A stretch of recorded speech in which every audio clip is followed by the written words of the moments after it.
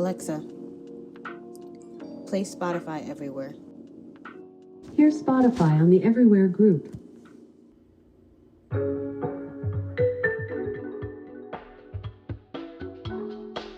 Okay, it's time. What's up guys, Sabrina here. Welcome and welcome back. Wait a second. That's better. Okay, so today we're gonna be talking about my smart home. Finally, you've been asking and I've been taking my time. Today I'm gonna give you the first part of my smart home series. Also, thank you guys for 10K, and in honor of 10K, because you know, we hit 10K pretty fast. So in honor of 10K, I'm doing another giveaway today. Make sure you stay tuned to the end of that video so you guys can enter into that giveaway and have a chance at winning what I'm gonna mention at the end of the video. So there are multiple categories in the smart home world, and specifically in this video, I'm going to break down all of the different categories that there is in a smart home and the different products that you can have in a smart home. And in a later video, I'm going to break down some of the automations that I have in my smart apartment. I had to break it up, it would have been too long. So let's start off with the brains of my smart home, which is essentially what runs my smart home. So there are 3 different platforms that pretty much anyone can build their own smart home from. That's Apple, HomeKit, or Siri, Google, and Alexa. It's a preference on what people usually choose. I specifically have Alexa in my apartment because I've had a smart home for so long, and Alexa was the one that was the most compatible with other products. Google has caught up, and Apple, you know how Apple is. They lag behind, they don't accept everybody into their club, and that limits you on what you can do in your smart home. I actually have 4 Alexas in my 1-bedroom apartment. So as of now, it controls my lighting, my smart switches, my smart thermostat, my smart sensors, my smart lock, my vacuum, and also my smart or security cameras. I do have 4. I have an Echo Show, I have an Echo Spot, I have an Echo Dot 3rd generation, and I also have an Echo Dot 2nd generation. If you watched my apartment tour video, I did have another Echo speaker in my bathroom. I replaced her because she's crap, and I put back my older one and I have it mounted to my wall. So yes, I felt this was absolutely necessary to have in my 1-bedroom, 800 square foot apartment, and here's why. In my kitchen, I have my Echo Show. Specifically, I like her because she has a display. I'm able to watch videos, YouTube videos, ask for recipes. I can play music and everything, especially when you're in the kitchen, you want your hands to kind of be hands-free. So having her and asking her to do these certain things, it's really helpful, especially with looking for recipes and stuff like that to cook with. Alexa, show me a recipe for lasagna. Okay, for lasagna, here's a few recipes. Now, in my living room, which is only a couple feet away, I have another Echo Dot. Specifically, I have another one this close, but still far enough that I don't have to shout at the one in my living room. I like having her in that specific location so I can control everything in that living room. The best thing about having these different Echoes in different rooms is that they can control whatever room that they're in specifically, as well as control the whole entire house as a whole. When I'm in my living room, I can ask her to turn on the lights. Alexa, turn on the living room. And without turning on my light in every single room, she will specifically turn on the lights in my living room. Or if I ask her to turn on the TV, she'll turn the TV on in the living room. But I can also ask her if I needed to turn on lights everywhere. When I'm in a specific room, I'm probably looking for a specific task that needs to be done in that specific room. And when I'm in my bathroom, I use her in a different way. I'll ask her to play a lot of my Spotify. I'll ask her to also play my podcast, especially when I'm showering, doing my facials, or doing any kind of human grooming that I need to do in the bathroom. And sometimes I just want to listen to a speaker that's louder than my phone. And then in my bedroom, she serves another purpose. I have the Echo Spot in my bedroom, which I don't think is sold anymore. She also has a display on her in my bedroom. It's a much smaller display. So in my bedroom, I can have her wake me up in the mornings. She'll start off by letting me know that I have 30 minutes to wake up. Good morning, Sabrina. You have 30 minutes before it's time to wake up. Or she'll start by playing the news, or giving me the weather, or giving me the traffic, which I find really helpful in starting my days in the morning. This is why I felt like I needed an A in every different space, because they all play different roles. I can pretty much do a whole video about A specifically, but we don't have time for that. So I can explain all of the things that she can do in another video. Moving on, the next thing I want to talk about are hubs. So hub is just a fancy way of saying everything can talk to that specific thing. So I have 3 different hubs. I have a Philips Hue hub, which controls all of my Philips Hue lights. I have a Harmony hub, which controls my smart remote. And then I also have a Smart Things hub, which controls pretty much everything else in the house, but with a little bit more intricate detail. If I'm looking for more if this then that type of automations, then I will specifically go over to Smart Things, because Smart Things has the capability of setting automations based on certain circumstances. Like I was saying, a hub is specifically a more centralized device that can speak to its own devices. So moving on from hubs, like I had mentioned before, is lighting. Now you guys have heard me talk about lighting a number of times on this channel, like a lot. I run my home on Philips Hue. Yes, expensive, but it's an ecosystem. Just like any other ecosystem, like Apple or something like that. Once you have all these products that work together, you really don't want to step out of that ecosystem because it just complicates things. So my lights are the biggest player in my smart home. So essentially I use my lights to adjust when I wake up in the morning. So I'll have them be brighter in the morning, and then as the day goes on, I'll set the lights to a more comfortable setting. So also I'll have my lights turn off when I leave my apartment, and I'll also have them turn on when I return to the apartment, but I can also set different instances when that will happen.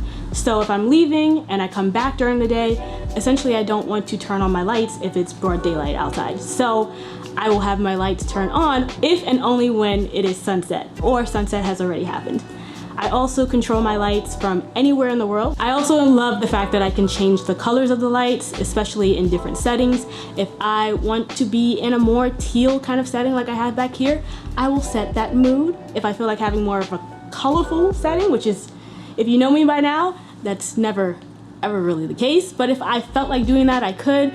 Also like setting the lights for a movie scene. If I walk into the room and I say, hey, I'm ready to watch a movie, she can dim all of the lights and start a movie for me, and then turn them back on when the movie's over. I can also have my lights blink when I set a timer.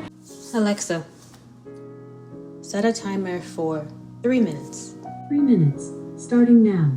Sometimes I'll be in my bedroom and I won't hear the timer in whatever room that I set it in, and literally having all of my lights blink in the entire apartment at once lets me know my timer is done. That way I don't burn up my cakes when I'm making them, or burn up whatever dinner that I rarely cook. Obviously you guys have heard me talk about smart lighting enough, so I'm going to leave it at that, and then I'm going to move over to the next category, which is smart switches. So I have 2 different types of smart switches in my apartment. I have smart switches that control my lights that I've actually replaced in my apartment.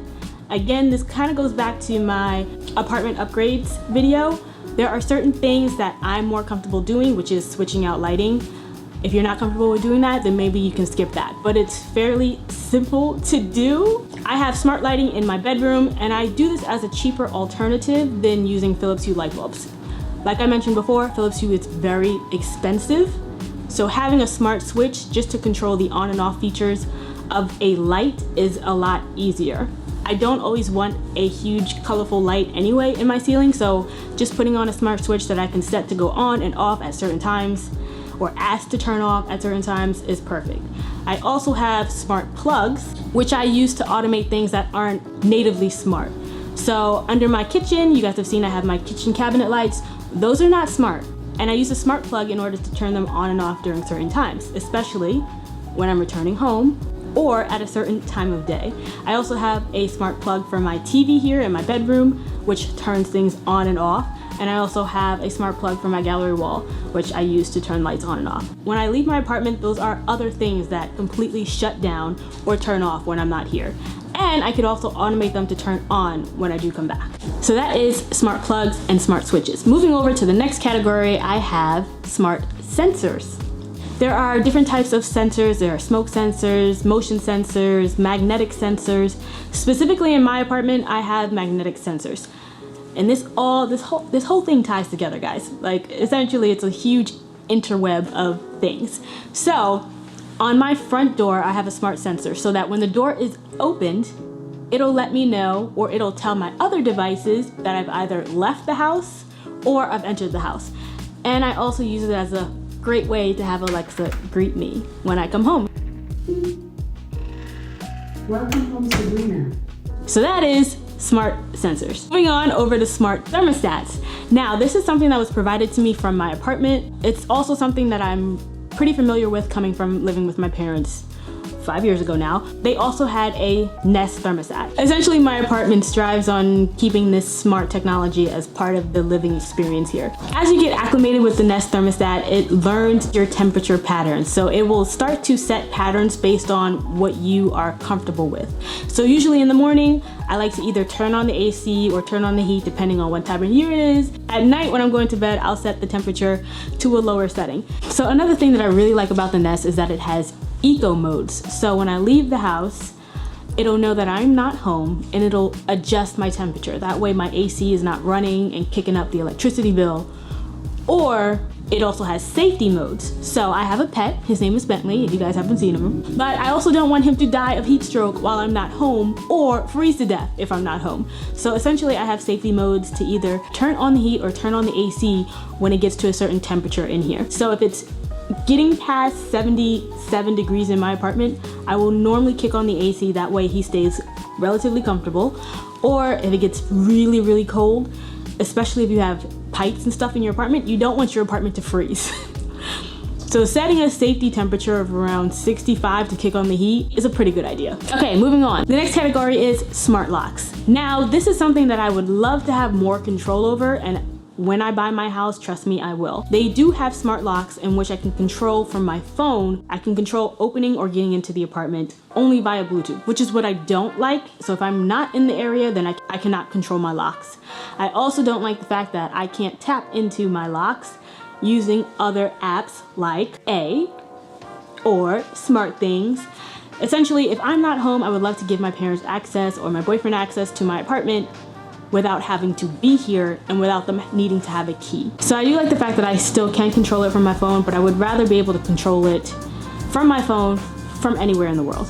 We also have a smart intercom type of system. So when somebody rings the doorbell downstairs, there's an iPad looking thing that they can reach me through. It'll send me a notification to my phone, and then I get a live video feed and audio feed of whoever's at the front door. I can choose whether I want to open the door for that person or not. The one thing I do like specifically about that system downstairs is that I can control that from anywhere in the world. Next category is security cameras. So because I live in an apartment, I really don't need outside security cameras. The smart intercom system that my apartment has is like a security camera in a sense, but in my apartment, I have a security camera specifically to keep an eye on my dog. The fact that he's so small, he doesn't always get picked up on the cameras. But I did buy it with the intention of being able to watch him while I was at work. And then the pandemic happened and here we are. I've been home. But I also use it at night when I go to sleep. So at 12 o'clock, the security arms the apartment. And in the living room, if there's any movement after 12 a.m., which I'm normally not in the living room, in my bedroom, they'll let me know that there's movement. And at that point, I don't know what to do with that information. Because at 12 a.m. you don't really want to hear that there's movement in your apartment. Motion detected in the living room. That's my security system. Moving on. Here is my miscellaneous category, and these are things like my smart vacuum or my smart Wi-Fi tap. Essentially, I have a smart vacuum that runs and cleans my apartment every night at 7 p.m. I also have a smart Wi-Fi tap, which I think sounds better than it really is. Essentially, you're supposed to just tap it with your phone. If you have friends who come over and they just want your Wi-Fi, you just tell them, hey, because who really remembers their Wi-Fi password? Not me. So you just tell them to tap the little sensor and it should automatically, if you're an Android, automatically connect to the Wi-Fi. And because you know Apple is Apple, Apple will put you through a whole process on copying the password, and then you can go and enter it yourself. So it's like a love-hate relationship with that. It is a piece of smart tech that I keep in my apartment. Also, I have an iPad that I've mounted to the wall with a VitaBox iPad mount, which was pretty expensive for whatever reason. I have no idea, but I felt like I needed it. But I also do find it useful because I use that iPad as my centralized smart system. All of my smart home apps are on that iPad, so I can control them. If I'm in the living room and it's right on the wall, I can control my lights from there. I can control my speakers from there. If I have friends over and they want to change a song. All they have to do is go to my Spotify, change the, pick out a song instead of somebody asking who's got the phone and who's connected to the Bluetooth. Like, my iPad is connected to the Bluetooth. Choose whatever song you want. So I want to thank you guys for getting me to 10K. I am a little past 10K, almost at 11K now. But in order to celebrate that, I wanted to do a giveaway. And in honor of this being a smart home video, I am giving away your very own Echo Show. So this is the smart Echo Dot that I keep in my kitchen. Like I mentioned, she has a display. She also has a pretty good speaker. It's a perfect starter product for your smart home festivities. In order to win that Echo Dot, all I need you guys to do is to comment below and let me know the most useful thing that you would use in a smart home. What is the most useful piece of smart home tech that you found in this video that you would think is useful?